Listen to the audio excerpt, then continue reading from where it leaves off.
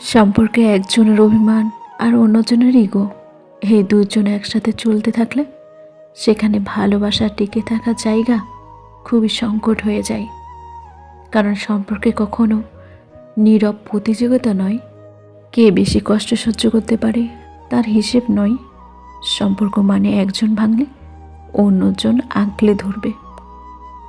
কিছু মানুষ আছে যারা প্রিয় মানুষের অভিমান ভাঙানোর চেষ্টা তো করেই না, বরং নিজেই অভিমান করে বসে থাকে। তারা ভাবে সে না হলে আমিও যাব না। এই ভাবনাতেই ধীরে ধীরে দুজনের মাঝখানে জমে ওঠে অদৃশ্য দেওয়াল। আর সে দেওয়াল পেরিয়ে কেউ কাউকে ডাকে না।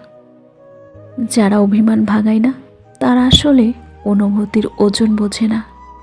তাদের কাছে সম্পর্ক থাকা না থাকা প্রায় একই রকম। ঠিক তাদের কাছে বারবার অভিমান করে ফিরে আসলে আবারও বাজেভাবে অবহেলার শিকার হতে হয়।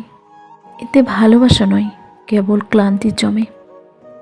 আর যারা সত্যিই ভালোবাসে তারা প্রিয় মানুষটার একটুখানি অবহেলাতেই অস্থির হয়ে ওঠে।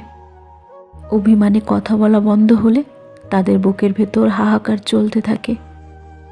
কিভাবে অভিমান ভাঙাবে, কিভাবে আবার হাসিটা ফিরিয়ে আনবে, এই চিন্তাতেই তাদের মন ভার হয়ে থাকে।